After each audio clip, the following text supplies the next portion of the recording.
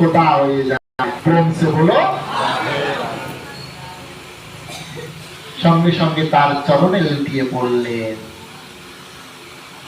মাধবেন্দ্র চুরিনি পরে লুটিয়ে পড়লেন। পূজারীকে বললেন, হ্যাঁ গো, ক্ষীর আমার জন্য ভগবান চুরি করে রেখেছে। হ্যাঁ, আমি তো ভেবেছি, আমি তো তার কাছে ক্ষীর চাইনি, তার সেবার বস্তুর উপরে আমি খালি একটু আমার মধ্যে লালসা এসেছিল বলে আমি নিজেকে ধিক্কার করতে করতে এসেছি। গোবিন্দ তার কথা শ্রবণ করে নিল। এই হয়েছে ভগবানের আর ভক্তের ঘটনা মিলন। তো ভগবান বললেন, দেখো, আমার ভক্ত যদি কোন রকম বাসনা জাগ্রত করে, তাকে আমি অবশ্যই তার বাসনা অবশ্যই পূরণ করি। গোপীনাথ সেবা না করে, সেবা করে আমার জন্য এক বাটি ক্ষীর রেখেছে। গোপীনাথের ক্ষীর নিয়ে পরম আনন্দে অঝরে প্রেম অশ্রু ঝরিয়া আছে। হ্যাঁ, আর বলছেন, গোপীনাথ, তোমার কি দরকার ছিল?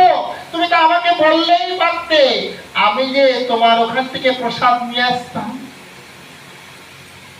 পূজারীও ভাবছেন, গোপীনাথ, তুমিও তো আমাকে বলতে পারতে, আমি নাই প্রসাদ দিয়ে আসতে পারতাম, কিন্তু তুমি কেন ভক্তের জন্য চুরি করেছ?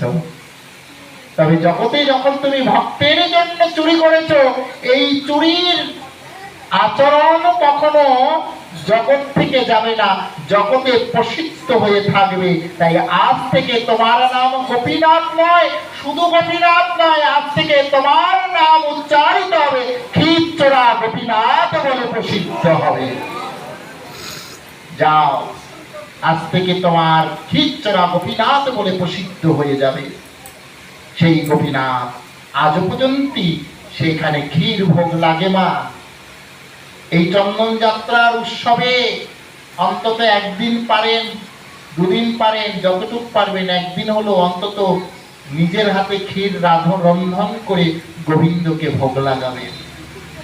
বলে, গোপীনাথ কি শুধুমাত্র রেমুনায় বসে আছে? না মা, গোপীনাথ সকলের ঘরে ঘরেই বসে আছে।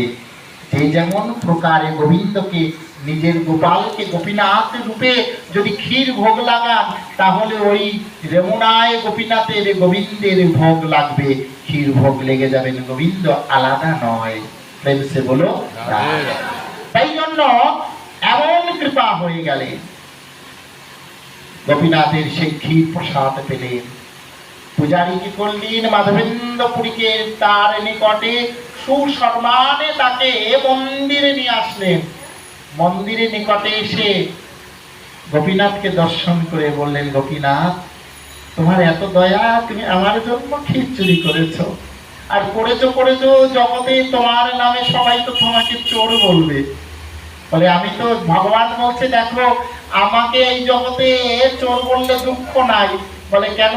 আমি যখন বৃন্দাবনে চুরি করতাম ব্রজবাসীদের ঘরে, সেই চুরি নাই আমি ব্রজবাসীদের ঘরে করে চুরি বদনাম পেয়েছি। আর নয় আমি ভক্তের জন্য চুরি করে সেই চুরি বদনাম লিপ্ত হব, তাতে আমার দুঃখ নাই, বড় আনন্দ লাভ হবে।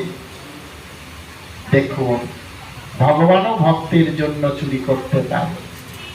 আমরা শুধু মনে করি আমরাই চুরি করি। না না না না, ভগবানও ভক্তের জন্য চুরি করে। আসলে কি জানে, ভগবান তো এমনি চোর। একেই তো বলে, আরে খাওয়া পড়াতে এমনি কি চুরি করবে? ভগবান তো আগেই সবার মনকে হরণ করে চুরি করে রেখেছে। যাই জন্য তো তার আর একটা নাম মনোহরণ। যেই হরণ করে নেন রাধা রমন, যিনি সমস্ত হরণ করে নিতে পারে, তারই নাম হয় রাধা রমন। পেন্সে বলো রাধে রাধে। তাই গোপীনাথের সেই অঙ্গে তখন বলে, দেখো, আমি তো এখানে থাকতে পারবো না। পূজারীরা বললেন, দেখো, যে গোপীনাথ তোমার জন্য ক্ষীর চুরি করেছে, তুমি তার কত প্রিয় বলে তাই করেছে। আর তুমি যদি নিজে হাতে গোপীনাথের সেবা করো, তাহলে গোপীনাথ আরো কত প্রসন্ন হবে, কত না কত লীলা আমরা দর্শন করতে পারবো। তাহলে তুমি কৃপা করে এই মন্দিরে গোপীনাথের সেবা করতে থাকো। বললে, দেখো বাবা, আমি তো সেবা করতে পারবো না। বলে, কেন? জানো, আমার তো এক গোপাল রয়েছে, আমি তো তার জন্য এই লীলাচলে এসেছি, লীলাচলে যাত্রা করেছি, শুধুমাত্র তার জন্য চন্দন সংগ্রহ করার জন্য। বলে সে চন্দন কি? বলে চন্দন নিয়ে তার অঙ্গে লেপিত করতে হবে। ভক্তরা বলে উঠল, দেখো গোপীনাথ গোপাল তো সব জায়গায় সমান, তাহলে তুমি তোমার এই গোপীনাথের শ্রী অঙ্গে চন্দন লাগাও না, তাহলে তো হয়। যখন বলে তা কি হয় কখনো, গোপালকে রেখে এসেছি তার চিন্তা। গোপীনাথ স্বপ্নে আদেশ করলো। কি আদেশ করলো? মাধবেন্দ্রপুরী, তুমি এখান থেকে আর যেও না, তুমি তুমি এই গোপীনাথের শ্রী অঙ্গে চন্দন লেপিত করলে আমি বৃন্দাবনের গোপাল, আমি তোমার আমার শীতল হয়ে যাবে। পেলছে বলো। সেই রমনায় ক্ষীরচোরা গোপীনাথের শ্রী অঙ্গে চন্দন লেপিত করা হয়। আর সেই লেপিত করলে সেই দিন কোন দিন থেকে শুরু হলো?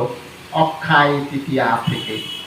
যে অক্ষয় তৃতীয়ায় অক্ষয় হয়ে থাকে, এই জন্য বলছেন অক্ষয় তৃতীয়ায় যদি কোনো দান বস্তু হয় তা তো অক্ষয় হয়ে থাকবে।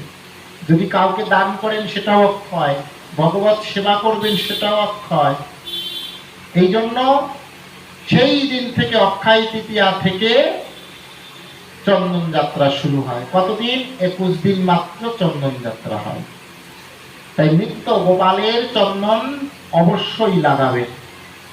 বুঝেছেন? দেহটা তো ঘষতে ঘষতে, সংসারে ঘষতে ঘষতে দেহ চলে গেল, কিন্তু গোবিন্দের জন্য একটু চন্দন পাতায় চন্দন ঘষে একটু ক্ষয় করে গোবিন্দর চরণে লাগান, শ্রী অঙ্গে লাগান। যদি গোবিন্দ শীতল হয়ে যায় তাহলে আপনার ঘরের পরিবারের সংসারও শীতল